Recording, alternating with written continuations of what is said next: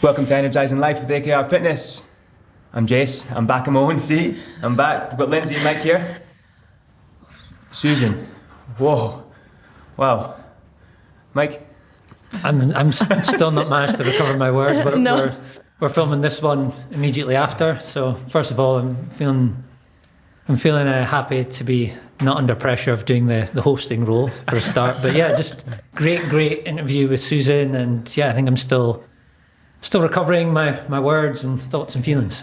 She just epitomises everything we spoke about this entire season. She spoke about it, she summarised it really well, she put it into real life terms. Wow. Lynsey. It was just great hearing her story from a young girl right through, and what she's been through and what she's learned, and taking the tools and things that we've given her and changed her life around. So yeah, it was emotional. It seems like she's utilised more than just the gym, which we always say, we've got so much more than just the gym on offer, and she's just taken it in her stride. Yeah, I think what still try to recover some words here. I think what's special to me is that she does epitomise like the person when we first opened our doors. You think like the person who they're just not going to get on, in the big box gym that well, and also the view of fitness is quite narrow. And there's a line we've said a few times that health and fitness isn't life.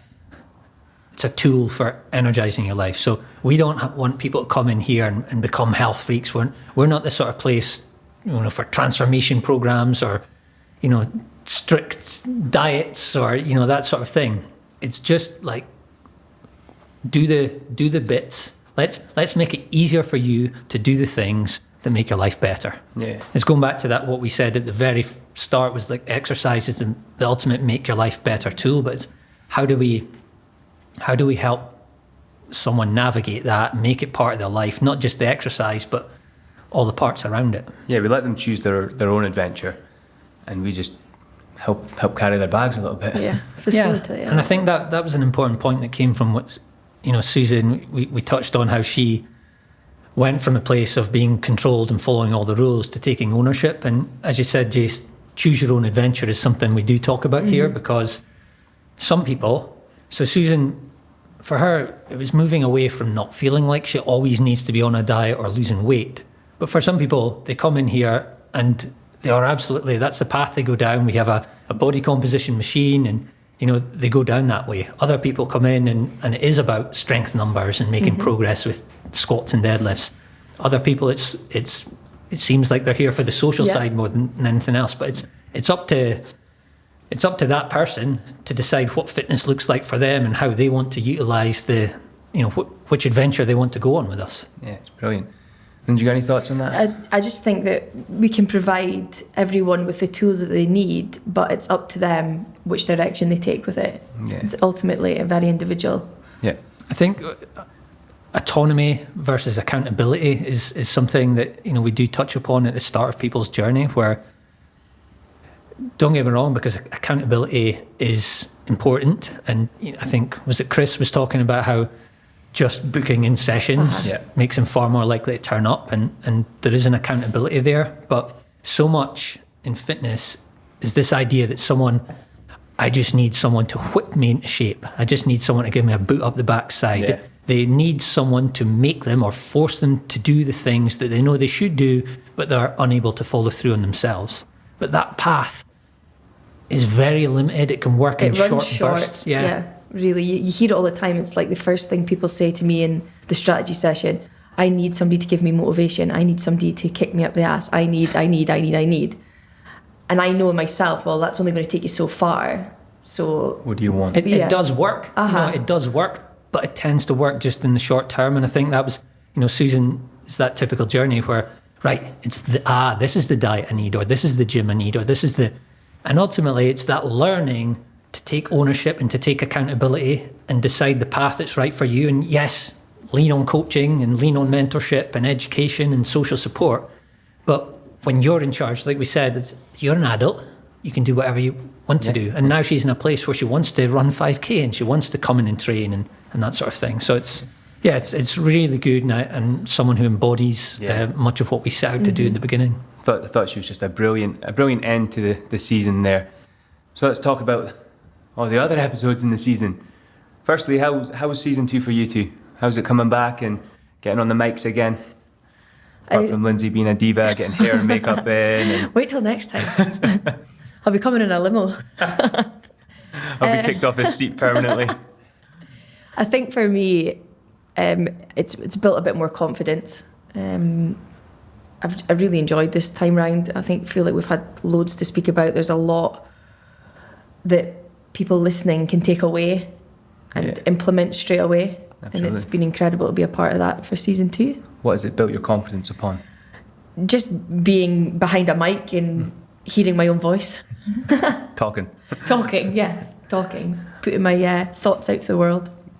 Lovely thoughts as they are as well. Well, sometimes. Yeah, it's I guess it's a little bit weird for us because for the listener, these episodes are coming out every week, and for us, just with the nature of the constraints we're under, is recording the seasons in batches. So it's a weird experience, I guess, in that way, rather than building on them week on week. But it's good, and yeah, all going well.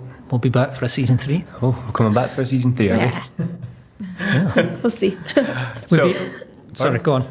Yeah, I was gonna go through the rest of the start to start. We spoke about behaviour change. Do we have any thoughts on that? Are we happy with what we'd? Yeah, I think just, I guess, if we're going to wrap up and summarise, it's just reiterating much of what we spoke about in season 1 was the typical approach to fitness is one of perfectionism, short-termism, all or nothing, meet some, arbitrary, some finish line that is arbitrary, as you said there, because what next? Yeah. What next? And so we opened by saying that, that's not really our approach here, and it's a limited approach, and that approach is part of the problem for some people because they get in the stop-start cycles, but they never learn the skills required to just cruise, to just stay on track on the park bench, as we call it, as we shared in season 1.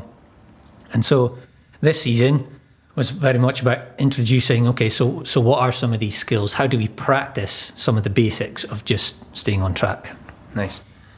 Lynsey, anything to add to that? No. Good with that. Good. So then, introducing the skills, let's quickly run through the 7 again. So we've got Mike. There we go. Pressure time. Prioritise protein. Power Lynsey. down. Oh, you give me the second one. Eat colourful veg. Eat colourful veg. Renew and review. And then we had snack smart and eat just enough. And move more. That one as well. Yeah, it was in there somewhere. Was it? Yeah, and so I think we did share, these are just the basics, or our version of the basics. There are other things, drink plenty of water and things like that. Yeah. But the idea was just to create a flexible approach focused on positive things that people can do that also acts as a little bit of a compass of sorts. So when you're in that place where you're off track and your mind's going, oh, what crazy, what desperate strategy should I try, maybe what new diet or new crazy program or new gym or whatever. It's just like return to the basics. And I don't know, we weren't explicit about it, but one thing we don't have in any of these is the rules of do not. So we're not saying no chocolate, no whatever else, I don't know. Yeah.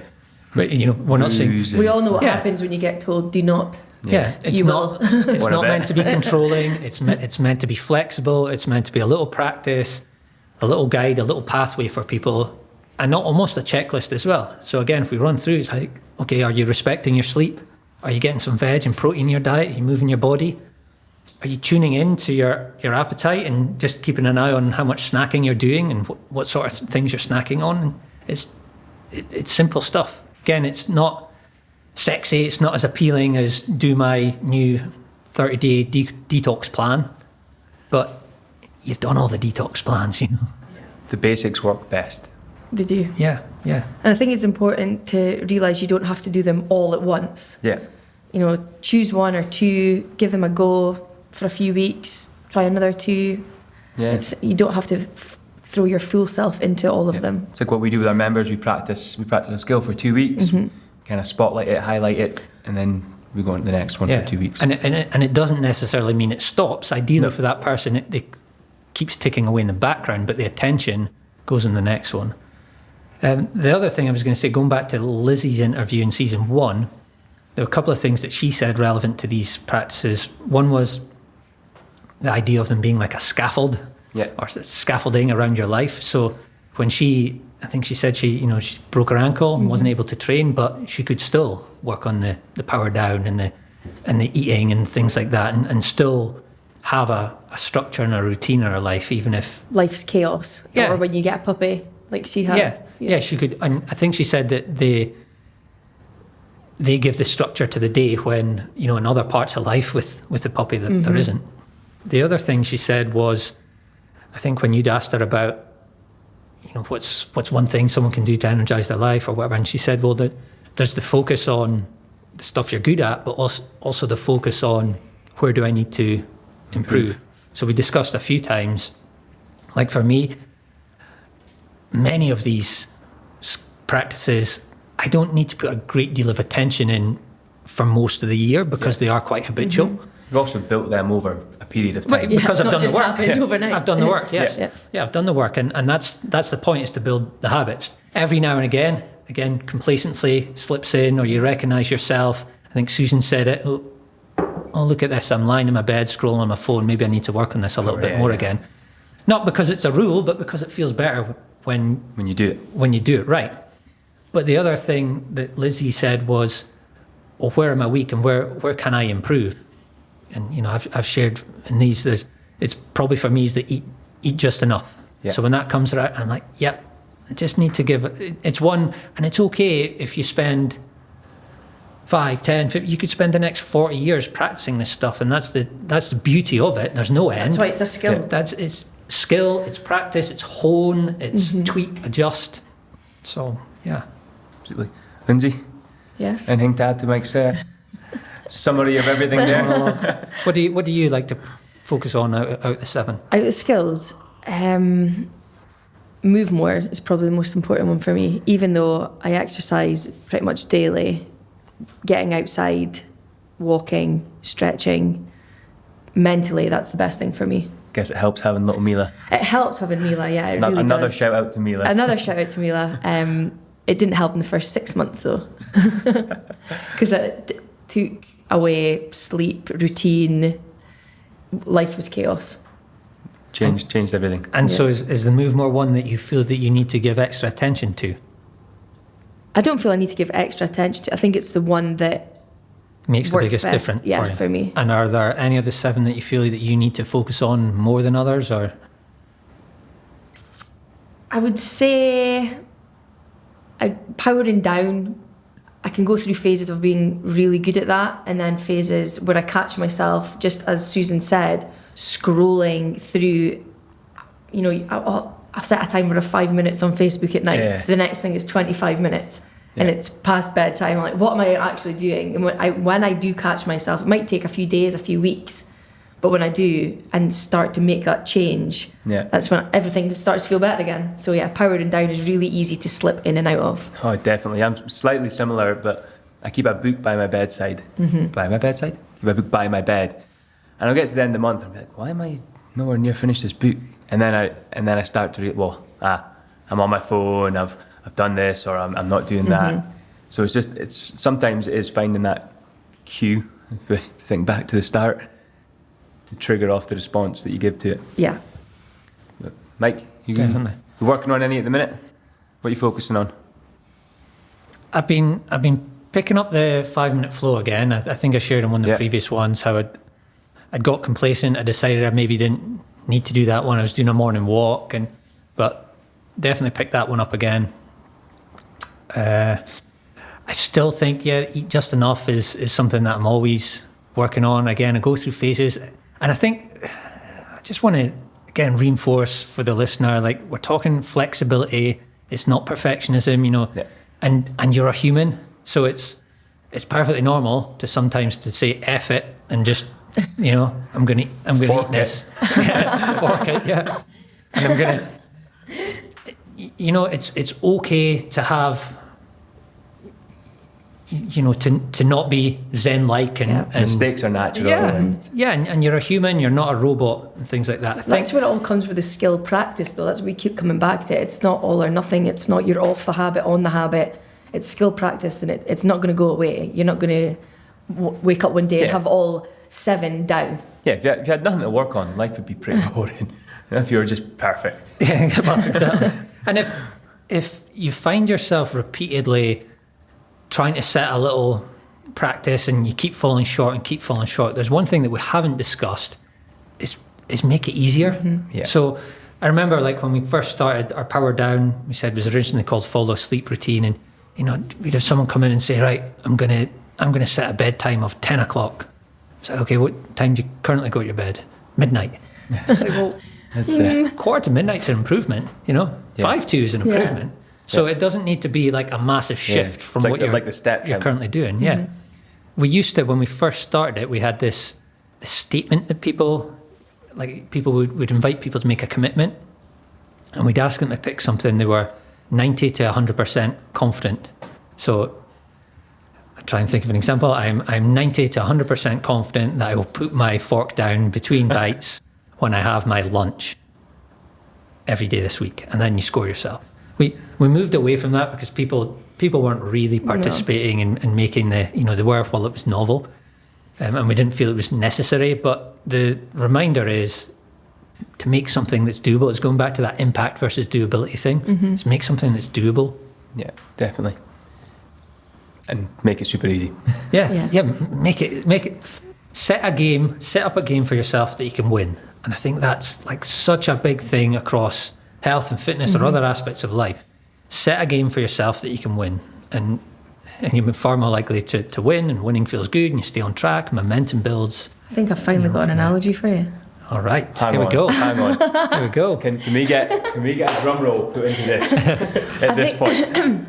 I think what we are talking about, like starting small and building up, it's the fire analogy, building a fire.